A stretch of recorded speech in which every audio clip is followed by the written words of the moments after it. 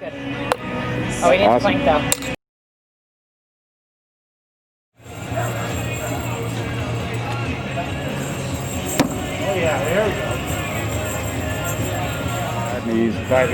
So tell me about the axe throwing, and What would you like to know?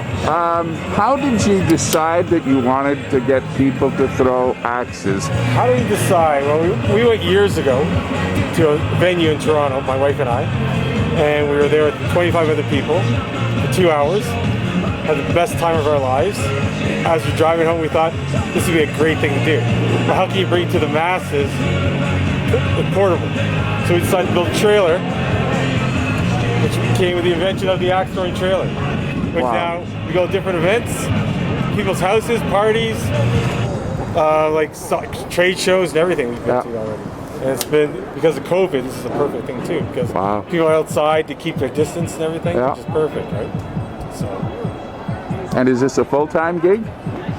It was a full-time gig, but now it's part-time because of COVID. Right. Like last year, we were booked literally from Father's Day till a week after Thanksgiving, every weekend. Wow. It was booked straight all summer long.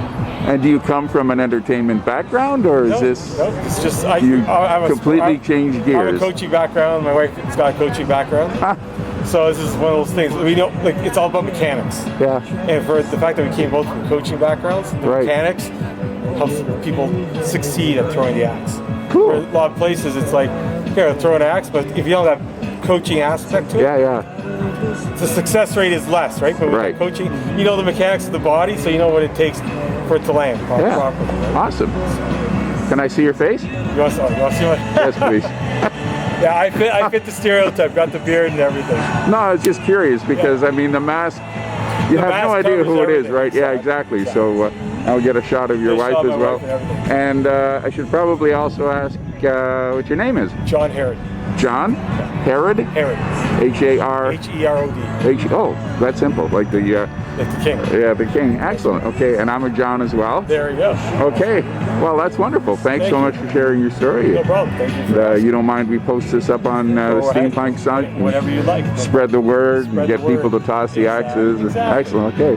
That is very cool. I'm just going to do a little bit of a wander around and take a shot of your trailer. Perfect. Sorry, one last question. Do you have a fixed location as well? We had a fixed location, and because of COVID, we decided to shut it down. Okay.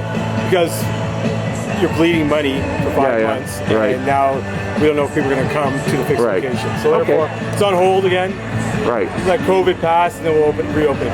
But you can keep busy as with the busy trailer. as you can. That's awesome. Well, This is how we started. Yeah. So we started the trailer. It'll be actually 2 years ago. Yeah. And our location would have been 2 years in December. Okay. Yeah. So we've had this for just over 2 years. Well, it's a great success story for COVID too, right? You have a backup plan and you're able. Awesome. Okay. Well, thanks so much, John. Thanks, John. Appreciate it.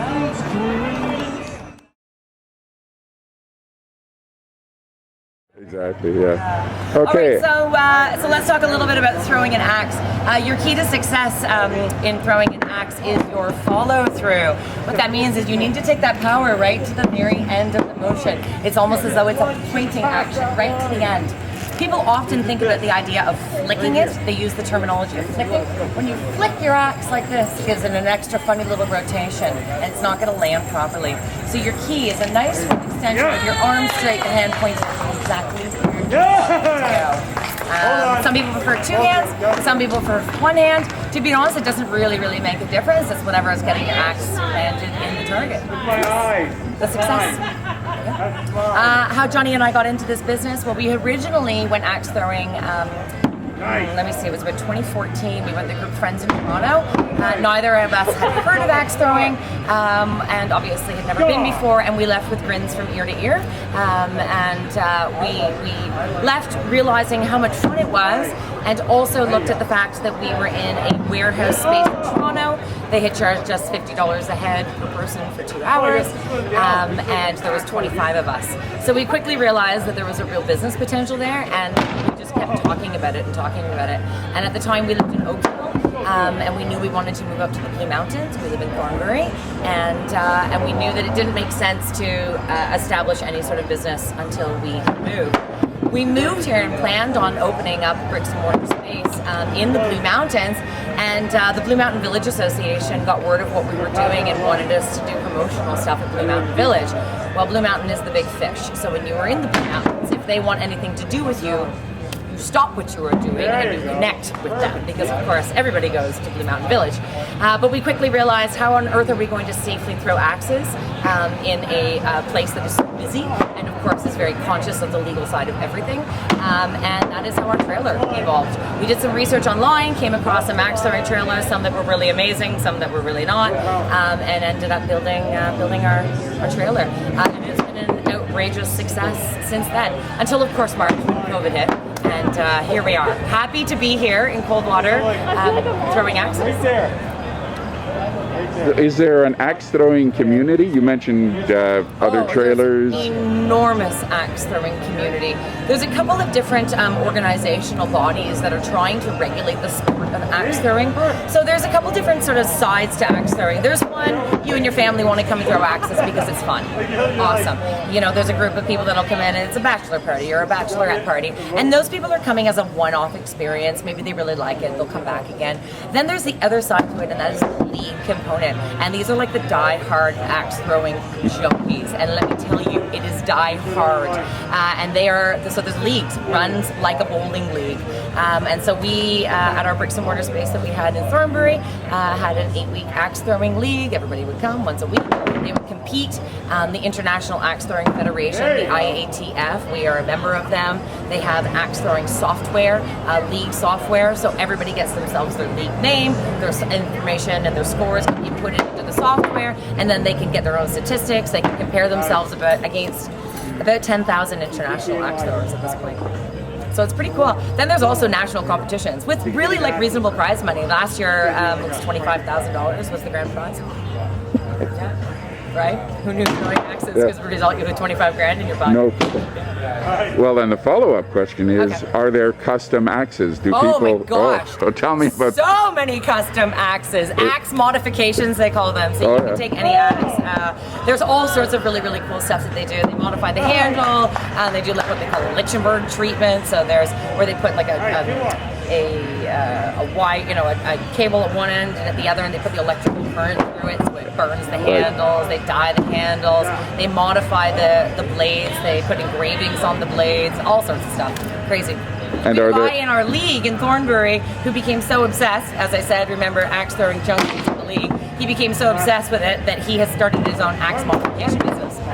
Yeah. And are there then standard throwing axes that you would use in competition, or is it like a bowling ball, you bring your own? There's standards in terms of the head of the axe, the length of the handle, the weight on the head of the axe, the length of the handle.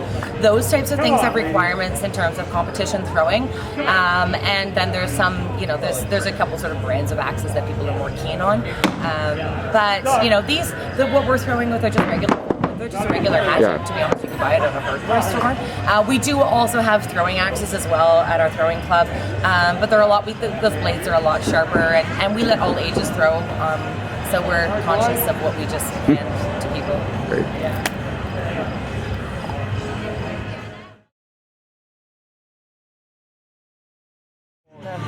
All right, ready? Yeah.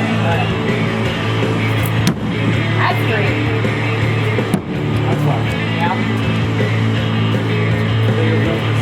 Yeah. All right, so points work like this. Inside that black ring is 1 point. Inside the blue ring is 3. Bullseye's 5. That's 5. Yeah, that's 5.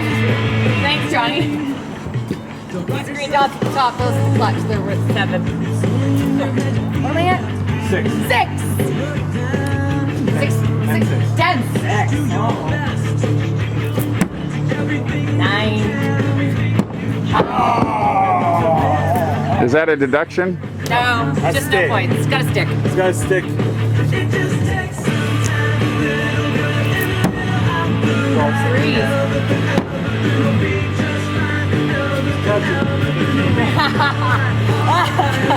Even that's how we're playing. 15. Oh! I know, knee stuff right out of my hand. 20. What am I still at, 9? 12. Oh, 12. Phew. 20. Okay, you can do the math. You're 20?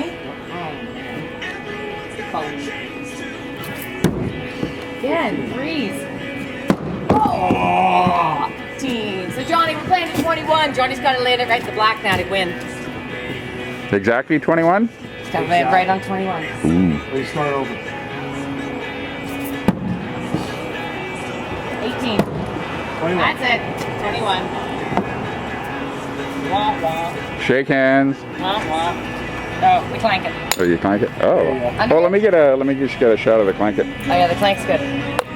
Oh, we didn't Awesome. clank though.